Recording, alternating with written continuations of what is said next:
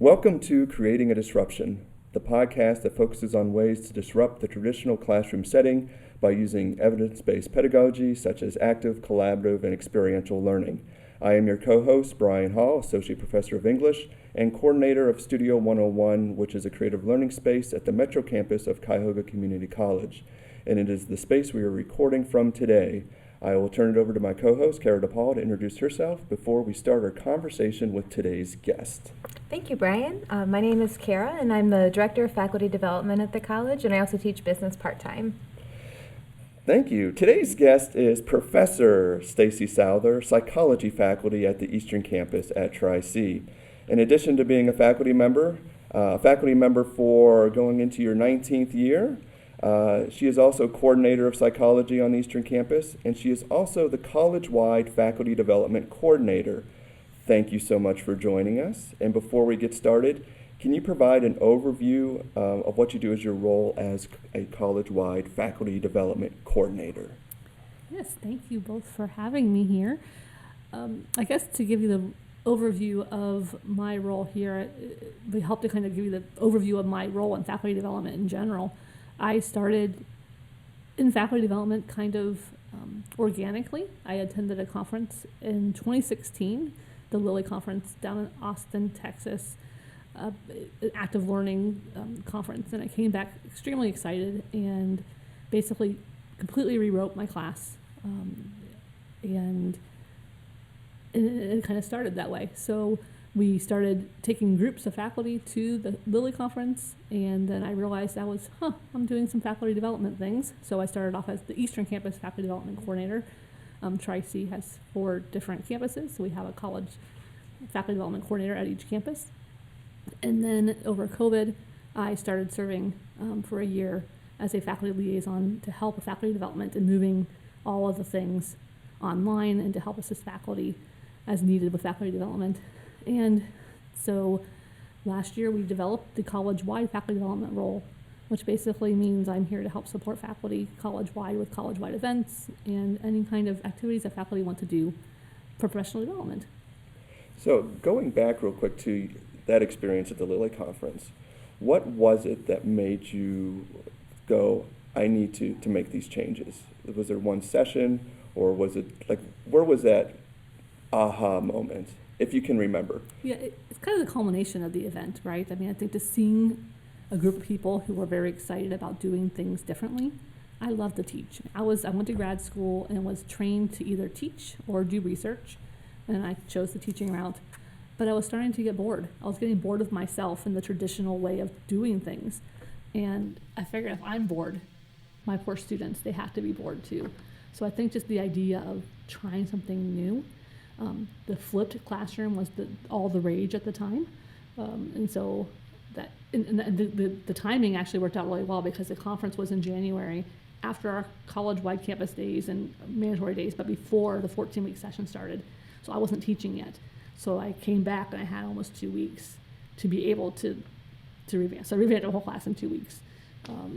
But it was fun, and students enjoyed it, and it just made my job, I don't want to say easier, because it's not always easy to create these disruptions, right? Right. But it made it more enjoyable, and students were doing better. So, Are you still using the flipped classroom even now? I am. I've not been as much because I'm just now getting back to in-person from COVID. I taught my first in-person class this past spring semester. And it was a hybrid class 1 day a week. And I think even the students, we're all having to kind of relearn how to be in a space together and how to interact with one another. I do a lot of team-based kind of teaching. My students get put into teams from the first week and they sit together and they're working together, but I wasn't sure about doing that this last semester because, people aren't supposed to get close together, right? So we had to kind of work up towards it. But yes, that community building is very important. So you talked about a flipped classroom is one of the things that you took away from the Lilly Conference. What other kind of activities are you doing in your class that is creating disruptions or really revolutionizing the way that you're teaching and the way that your students are learning? Mm-hmm. Yeah, I've been thinking a lot about the different activities that I do since you asked me to be part of this podcast, and trying to narrow down, because I'm constantly trying new things, just because it keeps me from getting bored and it makes it exciting for the students. But I think one of the activities that is, I think, really been different for my students and for me is group testing. So we do tests as groups, and it's completely changed how students see things. Do you want me to tell you kind of how that works? Yeah, if you don't mind, I'm curious about it because I've never tried group testing, so I'm not sure exactly how it looks, and then how do you get students to actively participate in it and maybe not just rely on somebody else to do the work for them. That's the scary part. Well, first of all, in order to get students really to be invested in this, I think the team-based approach of learning is really important. So by setting up those teams early on in the semester, and what I do is my students, the first day of class, fill out a survey that talks about, their background, how many, what year they are in college, if it's my child development class, whether they have children or not, how many psychology classes they've taken, their major. Part of the importance of team-based learning is having diversity in groups, so trying to mix up the majors so you don't have all the nursing students in one group, right? You want to have different people from different backgrounds in the group. So I set those teams up early, and we start doing activities. They sit in pods together as they are going through the semester and kind of learning from one another. And every single day there's at least one activity, usually more, that they have to work together to be able to achieve the activity for the day in the course. So just building that trust and that understanding and knowing each other.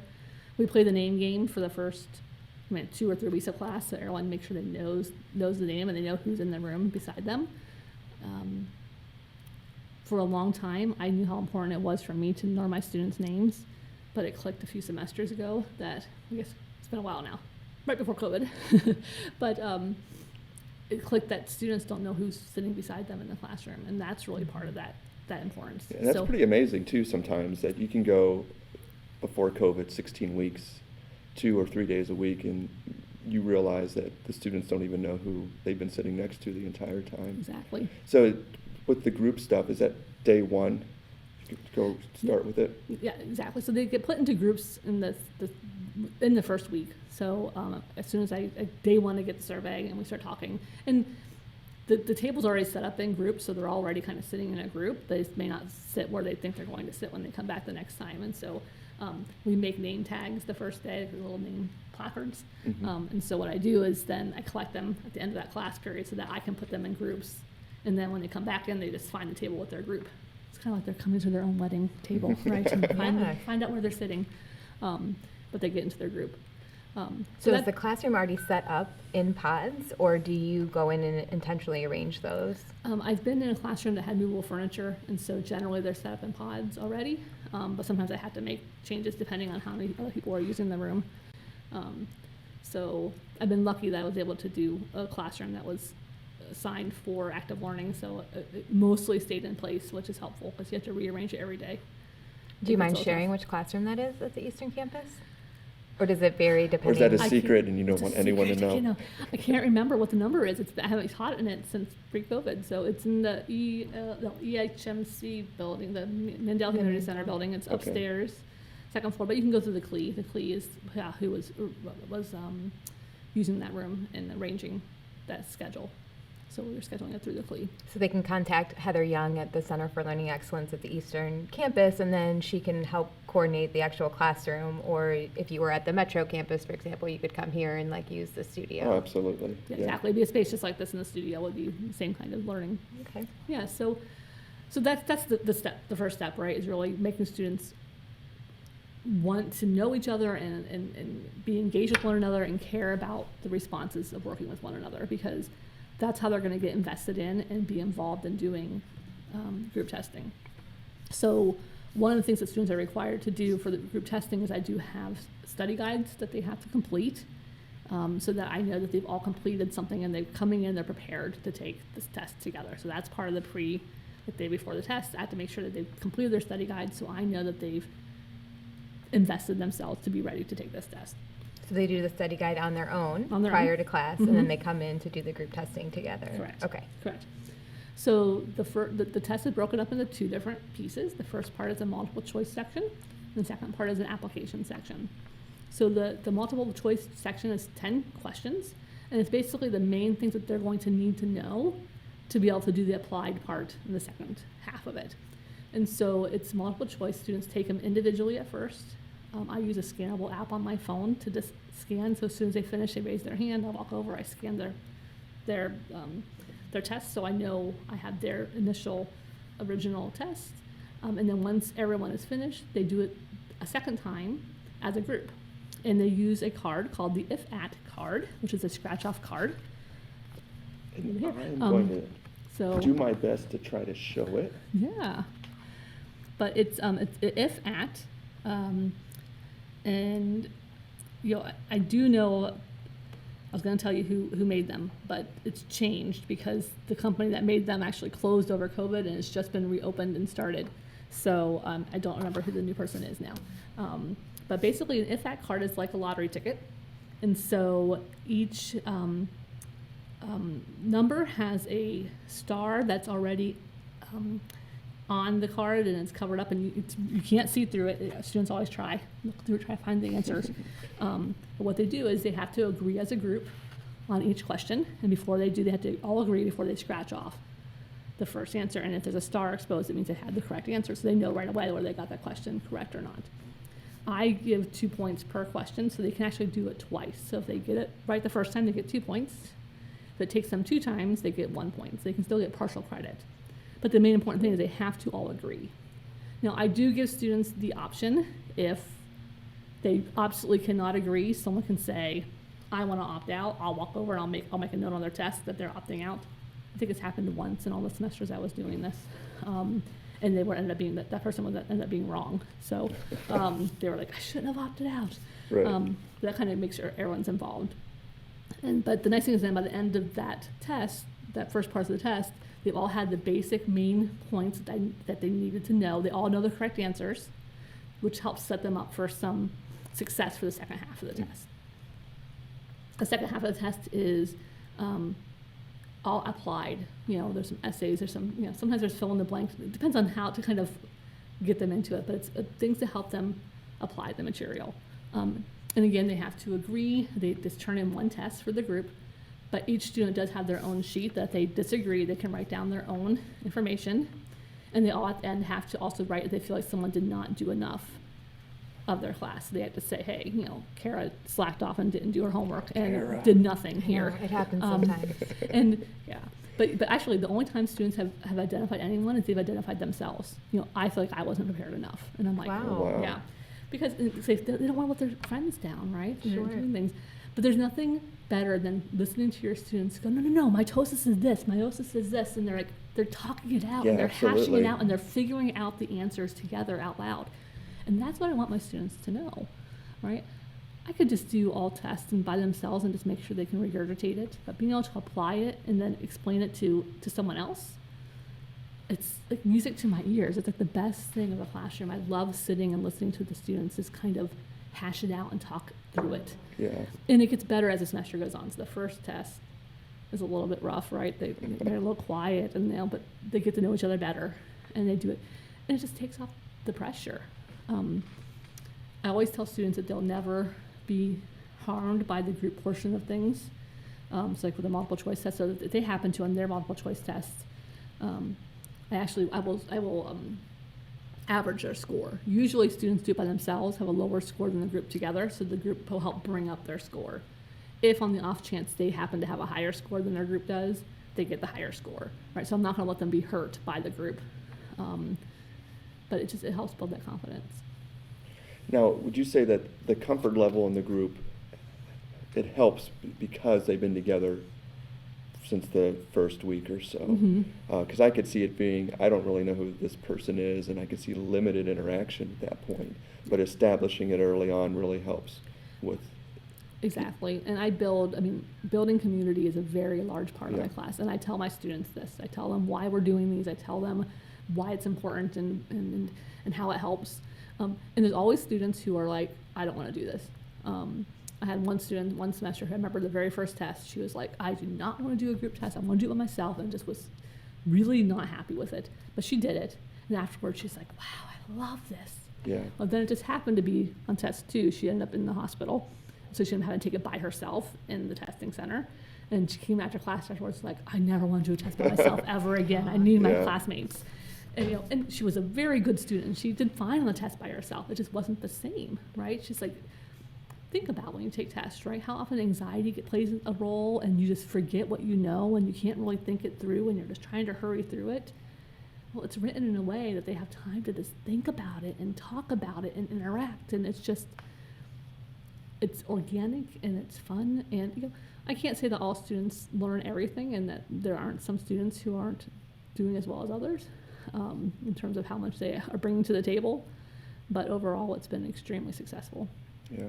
When you first started it, were you a little nervous Oh. about, and what were some of the things you were worried about? And as it was going, do you remember any of those feelings of like maybe self-doubt a little bit as it was going? Because you're like, this is the first time I'm doing this. I don't even know.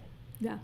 Well, yeah, you worry that's going to crash and burn, right? I mean, it's like, what if I do this wrong? I have written my whole syllabus around this, and what if I have to stop and completely change things?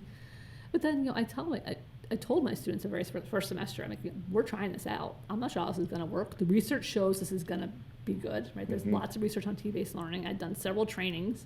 I had done an intense 2-week workshop on how to do team-based learning. So I'm like, I know the reason behind this. And so trying to sell it to your students is probably the hardest part. Right. But also you have to sell it to yourself to be able to do it. So it really is. It's scary. Yeah. And then they're taking the test. And you're scared. And the one mistake I did make one time is I didn't check my extra key on my test, and I misscored one of the multiple choice. Everyone's like, I don't understand why this isn't right. And I'm like, oh, it is right. I was wrong. Yeah. So if you're using this, I definitely suggest making sure you do a test run on one of your scratch off and make sure that the scratch off answers match your multiple choice questions. Yeah. Because So when you order this, you would plug in ahead of time what the correct answer is, and then the cards come to you printed with the scratch off on it already. Yeah, they come Okay. pre-done. You don't indicate, but there's a number on each one. So this one's form D011, and then there's answer keys for all the different forms. So there's multiple versions of these, and so you can if I'm doing 4 or 5 tests, if I do more when I'm doing group testing, I do lots of small group tests. I can make sure I have a different code for each one. Have you tried this in an online class before? I have not done it in an online class, and I'm not sure how that would work in terms of the scratch off and things. So Yeah. I haven't gone there yet. That's what I need to. It'd be interesting to find a version of group testing online, but Right. I've been too afraid to go there. Have you made any changes to this as you've gone forward, and what were some of those changes that you felt really improved the process for you and for the students? Mainly the directions and the pre-planning. So originally they weren't doing the study guides in advance. Like I always give it to students, but in order to make sure that they were able to participate, I kind of added on that, and really just the directions and selling it to them and how they're doing it. Learning to I wasn't scanning the first version of the test at first, right? I'll just collect their test, but then students are writing all over it, right? It's like, oh, what's the original score and which ones they're not. And then mainly just kind of fidgeting with how much to include, right? To not have too much and not have too little for that application section of things and the timing, because I want them to have, I need to know they know certain things and aspects of the course, but I want to do it in a way that's applied, that's not too high level, but it's not too simple either. So I think just finding that kind of groove is probably the hardest part, because it's a different way of testing. Like I ask harder questions than I would ask if they're doing the test by themselves, Right. because I wanted them to use that hive mind of things. So I'm able to really apply multiple modules together at once versus more simplistic questions. Mhm. So I think just the kind of writing the test themselves, it's a different version. But it went well from the very first time I did it, so it was very nice to see. Yeah. Does it normally take one class period to do it, or is it multiple class periods? Mine have been 75-minute classes, so I've done them in 1 minute. If Okay. you had a 50-minute class, it might be hard to do it Mm-hmm. in that regard. But again, you can just do a smaller version and just do more of them. So you don't mean, if at cards, you don't need very many of them, right? Because you only need one per group. So I would have about 5 or 6 groups in class. So I only need 5 or 6 each test, so it wasn't too intensive. Now, do you do like midterms or finals exams like this, or do you keep it to just like tests? It's just a general test. Just a general test, okay. They do take a comprehensive final at the end that's their own. And they do plenty of work on their own. So I use adaptive courseware, where they are doing module quizzes on their own online for every single module. So I do know they're getting that individual learning as well as they move along. So I think the combination of the two kind of helps make sure they're doing their thing. But also I've tried not to, I don't do too much with the midterms and finals anymore. I mean, I do a comprehensive final in my general psychology class because there's so much material that they need to learn to kind of make sure that they are there with the main materials. But I try to break it up so it's small pieces and not relying on just 2 tests. That's just too much. Right. Is there another assignment that you, or activity that you use in the classroom that you feel like this really benefits the students, most importantly, but also you have seen it work just for you and what you do as a teacher? I mean, one of the things I use is Plickers. If you've ever heard of a Plicker, it's a the camera's over here, right? And you have It is, but right now it's there there we it go. is. There we go. There's the Plicker. Oh, now it's back to me. So a Plicker card is based off of what you probably know as clickers, right? So the old version where you would have, a question on the screen, students click the button on the clicker to answer it. Same version, but this is called a Plicker versus a clicker with a P. And basically it's a low-cost version of this. Students don't have to buy anything, and they don't need any technology. So the nice part of this is the faculty member needs technology, the students do not. And basically it's a QR type code on a card, and I've purchased some from Amazon because I like having the actual version of them. But you can also just print off copies of your own onto cardstock. And each of these cards have an A, B, C, D. And so you ask questions on the screen, and you have the student hold up the card based on which answer they want to say correct. So if D is the correct answer, D's at the top. They hold it up, you use your phone, and you scan the results, and it pops up on the screen to see if how the class is doing. So you can just do general check-ins throughout the semester, throughout the class. I've used these where I've assigned students certain numbers. These are numbered, so I can assign a number to each student, and they come in each day. We're using Clicker. We don't use them every day, but when we do use them, they come in, they pick up their card that has their number on it, and they then I can use that for attendance and to make sure that people are doing okay, and I can kind of look at the end and say, ooh, Brian just missed 7 of the 10 questions we did today. I probably should check in to see if he needs help. That sounds about right. Yeah, sounds about right. But it's a nice way. But the thing is, what's nice about this is other students can't see what the answer is. So even though there's a Plickers on the back, it's oriented different on all different cards, so no one can tell what the right answer is. So you can't say, oh, D's up because it's standing up. It may be A for someone else. So it's a nice way for students to it's anonymous, so no one knows how they did. Right, and I always tell students, I'm not taking grades on how they did on this. I'm just making sure they're caught up so that I can make sure they're doing okay. So it's a really nice, very easy, simple way of just kind of gauging where your students are. And if you have a heavy lecture material, in some classes there is hard to find time to create that disruption, right? Doing a quick Clicker question, checking in, it's better than just saying, anyone have any questions? So then everyone looks at you like, I don't know what to ask. Right? I can ask them a question. You do have to have the questions loaded in advance if you have specific questions you want to ask. But I also have a blank question that just says, like blank question. I have like answer A, B, C, D, and I can just throw it in there. I'll throw that up. Say, okay, if I'm teaching and I see, oh, Kara's looking like lost in her eyes, right? I can tell the class is looking like they don't know what's going on. I can throw the blank question up and say, okay, we're gonna try to click. I'm not sure everyone's getting this.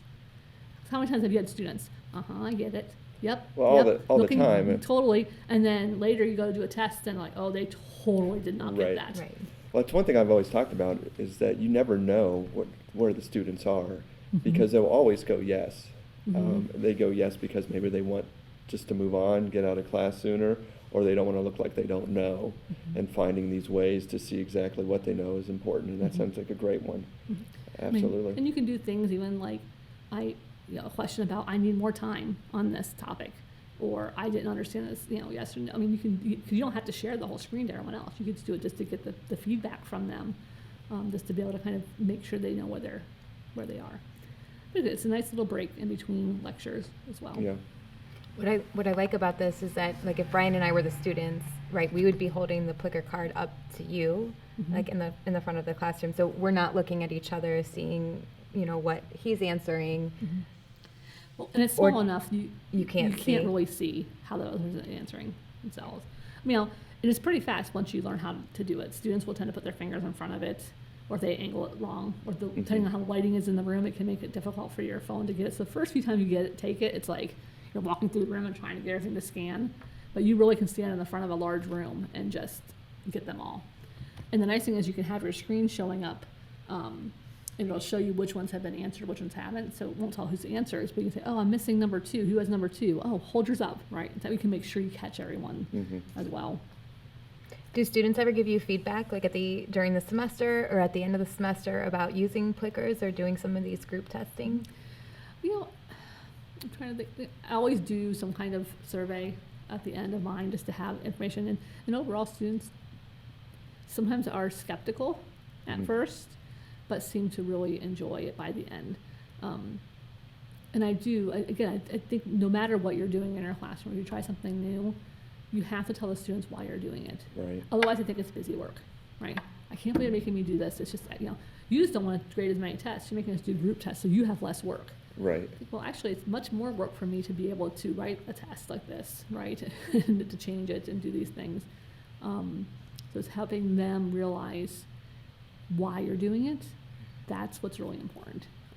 If the research is behind you, it's great. And if you're doing something and it doesn't work, I try new things all the time. Like, we'll try an activity and we'll be halfway through it and I'll be like, this is not going well, is it? And they'll like, no. Okay, let's try something else. And we stop in the middle and we try something new.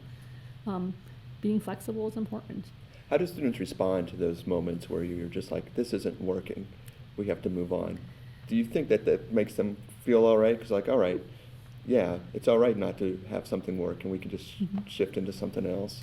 We talk a lot about failure, Yeah. productive failure in my classes, and that it's okay to be wrong. And there are times I set them up to be wrong. Like, I try to get them to mess up because I know if they mess up now in this safe environment, they'll get it right later. So Absolutely. like correlations versus causation, right? Someone have a correlation does not mean causation. Students always get that wrong when we're applying that concept.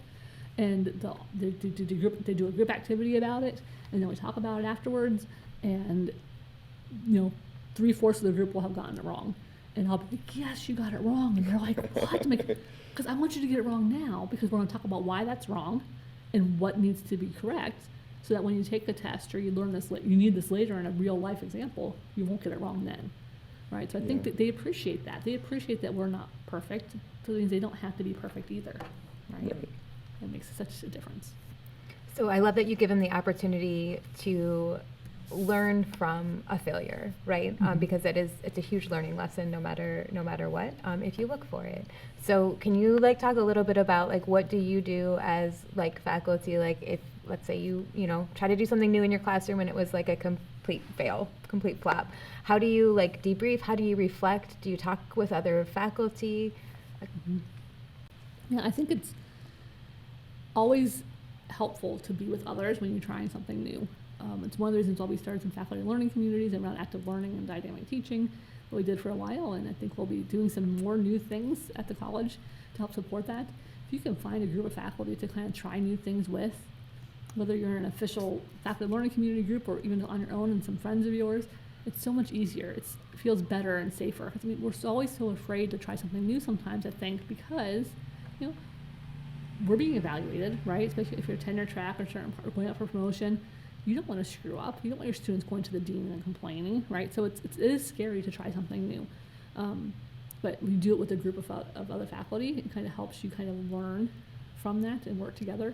Or even if you're just doing something new on your own, have lunch with your colleagues to be able to talk about what's working and what's not, and why. And so many people have such great ideas, and that's why I love this podcast that you're doing now, because so many faculty do such cool things that we don't see, and people don't see in my classroom. And we will be starting a new project here at Tri-C this fall, where faculty can actually go in to visit other faculty's classrooms. So if you're listening to the podcast, watch for that to be launched, right? So we'll be able to kind of have ways to be able to share with faculty, and I think that's the important part. Actually, this is a good opportunity, Stace, to talk about faculty learning communities. So anybody that knows you or has worked with you at the college knows how deeply passionate you are about faculty learning from each other, right? And you've led faculty learning communities across the college and with your campuses. So can you just talk a little bit about like maybe some of the focus of some of your learning communities, but also like the structure and why it's so important for faculty to engage in that kind of way? Yeah. So first of all, a faculty learner community is a group of faculty who get together around some type of topic. So it's usually 8 to 10 people or so, is the good size. And you have some kind of project that you're working towards through academic year. And usually the faculty learning communities will meet regularly, like monthly or so. I think the official, it's every 3 to 4 weeks. It should be the goal. And the ones I've led, actually, we didn't even realize we were doing faculty learner communities when we started. We started doing this out of the Lilly conference. I came back from the Lilly conference, went to J. Michael Thompson at Eastern Campus, president at the time, and was just like, why are we not sending faculty to learning conferences, teaching conferences? Like, we are a teaching institution. No one knows about this conference. I found it because I was end of my 3-year cycle for contract, and we had funds, and I had to use them. So I went to get them, had to find a conference to spend money at. So we started sending faculty to the conference, but we wanted to do more than send to the conference, right? We wanted people to learn together. The research does show that anyone will learn more when you're in a sustained type of process versus a one-off workshop. How many times have you gone to a conference or a workshop and you just went to it and some great ideas, but then you come back to work and it gets put in a drawer because you have other things you have to do and it doesn't happen, right? So finding that time and space to make those changes is huge. So the faculty learning community, we would send faculty to the conference, but also work together. We had a learn, share, teach model. So first of all, you learn together in monthly meetings at the conferences. You would teach using something, so you would choose one thing to try in one of your classes, and then you would share out to other faculty. So that kind of model is important. And I do think, I went really big. I came back from Lilly and completely changed everything I did, which I don't recommend necessarily for people to do because it's a lot of work. But you can make small changes. A disruption doesn't take very much, right? A pebble can make a huge difference in the stream flow. So you just pick one thing that you want to try and try it and work towards it. And maybe you find a colleague who wants to try something similar or try 2 different things and see how it works and share that information. Are you open to faculty contacting you if they want to learn about group testing, Plickers, faculty learning communities, anything faculty development? Are you available? Absolutely. I am all about faculty development. It's my passion. It's what I've found. It found me before I even knew what it was.